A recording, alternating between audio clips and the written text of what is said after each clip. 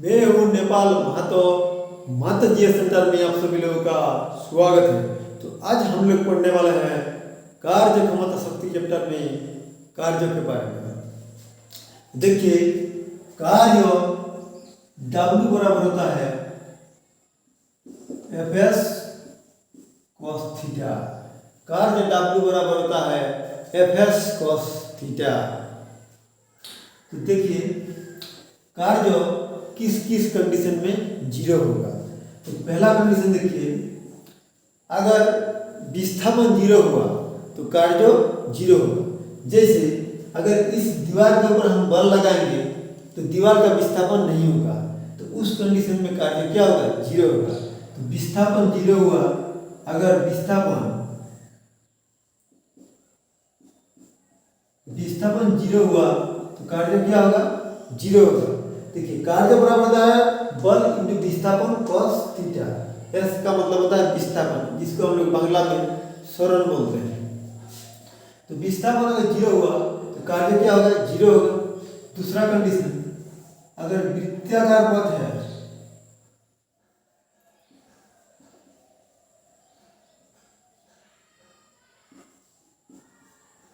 वृत्ताकार पथ में अगर किसी भी वस्तु घूम रहा है तो उस कंडीशन में भी कार्य जीरो होगा। जैसे सूर्य के चारों ओर पृथ्वी घूम रहा है तो उस कंडीशन में कार्य क्या हो रहा है, जीरो हो रहा है।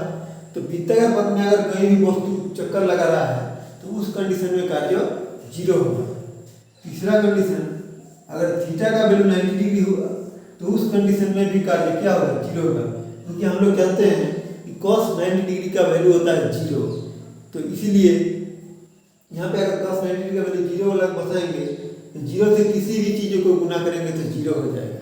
इसीलिए जब भी थीटा का वैल्यू जीरो होता है तो cos थीटा का वैल्यू जब cos 90 डिग्री का वैल्यू जीरो होता है, इसलिए 90 डिग्री एंगल पे किया गया कार्य जीरो होता है। जैसे कोई भी पुलिया अगर इस तरह से जा रहा है और कुछ सामान लेके जा रहा है, इस तरह से मान लीजिए हम इसको लेके इस तरह से जा रहे हैं, तो उस कंडीशन में क्या होगा कि वस्तु का तो विस्थापन इस तरह हो रहा है, लेकिन वस्तु के ऊपर क्या, वस्तु जो कार्य कर रहा है वो नीचे की ओर कर रहा है। हमेशा वजन नीचे की ओर कार्य, जो वजन जो है पूरा बल है और वो बल हमेशा नीचे की ओर कार्य करता है। तो इसीलिए इसमें इसके बीच जो डिग्री होता है 90 डिग्री एंगल बनता है। इसलिए जब पुली किसी भी सामान को लेकर जमीन पे चलता है तो उस कंडीशन में कार्य जीरो होता है। उसके बाद देखेंगे तो लोड आए तो कार्य जीरो होगा। जैसे इसके ऊपर की ओर फेंक रहे हैं फिर नीचे की ओर आ गया तो इस कंडीशन में कार्य क्या होगा, जीरो होगा। तो लोड आए तो भी कार्य क्या होगा, जीरो होगा। तो लोड आए तो क्या होगा, कार्य जीरो होगा। तो कार्य का जीरो होने का कितने कंडीशन, 4 कंडीशन। अगर विस्थापन जीरो हुआ तो कार्य जीरो होगा। वृत्ताकार पथ में अगर किसी भी वस्तु घूम रहा है तो कार्य जीरो होगा।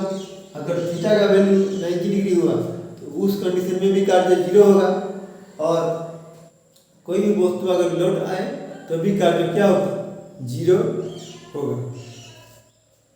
परंतु अगर कोई भी व्यक्ति या कुली किसी सामान को लेके सीढ़ी पे चढ़ रहा है, यानी कि ऊंचाई पे उठ रहा है, तो उस कंडीशन में कार्य जीरो नहीं होगा। जैसे क्योंकि जमीन पे किया गया कार्य Fs cos थीटा और ऊंचाई पे किया गया कार्य mgh, कार्य का 2 फॉर्मूला होता है। जमीन पे किया गया कार्य Fs cos थीटा और ऊंचाई पे किया गया कार्य mgh।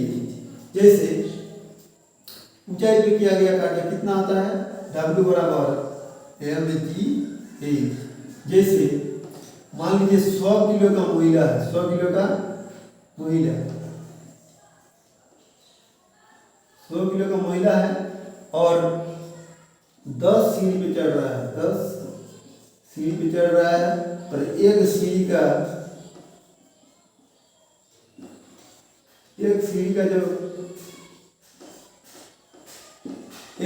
जो ऊंचाई है 1 मीटर है। कितना है, 1 मीटर। तो उसके द्वारा किया गया कार्य कितना है। तो देखिए महिला का वजन कितना है 100 kg और जी का वैल्यू होता है 10, 9.8 होता है, परंतु हम लोग 10 उसको मतलब प्राय 10 के आसपास होता है। और वो कितने सीढ़ी उठ रहा है, 1 सीढ़ी, 10 सीढ़ी उठ रहा है और 1 सीढ़ी का ऊंचाई है 1 मीटर। तो 10 सीढ़ी का कितना होगा, 10 × 1 कितना मीटर होगा। तो उस महिला के द्वारा किया गया कार्य कितना होगा। तो देखिए 100 × 10 × 10 अगर गुना करेंगे तो होगा कितना, 1000 जूल। तो उस महिला के द्वारा किया गया कार्य कितना होगा, 1000 जूल।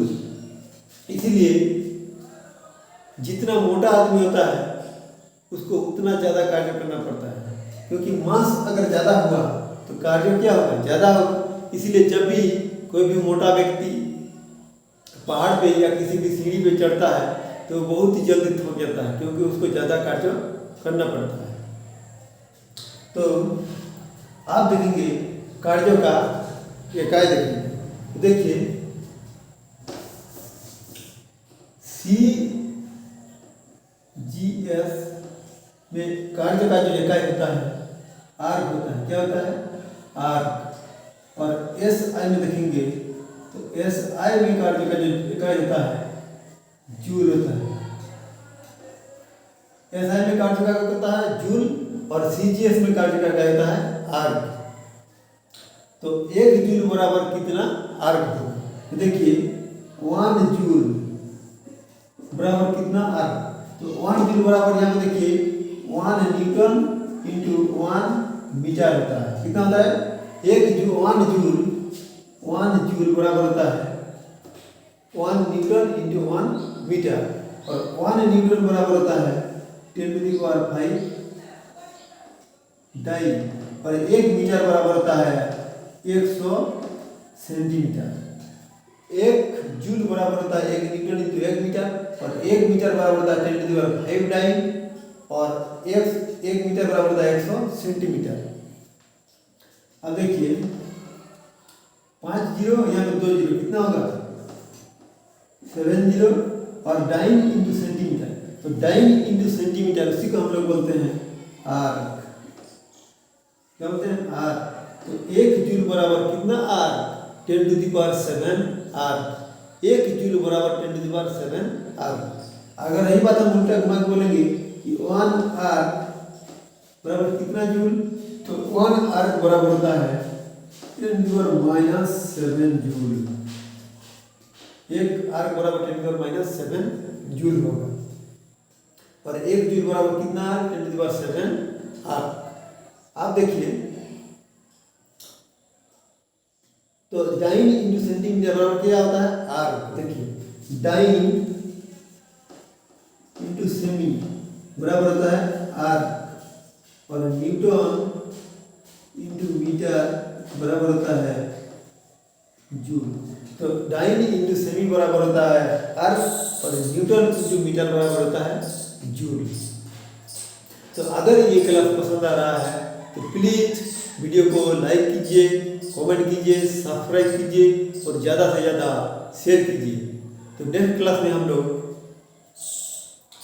कार्य के बारे में मैथ बनाएंगे।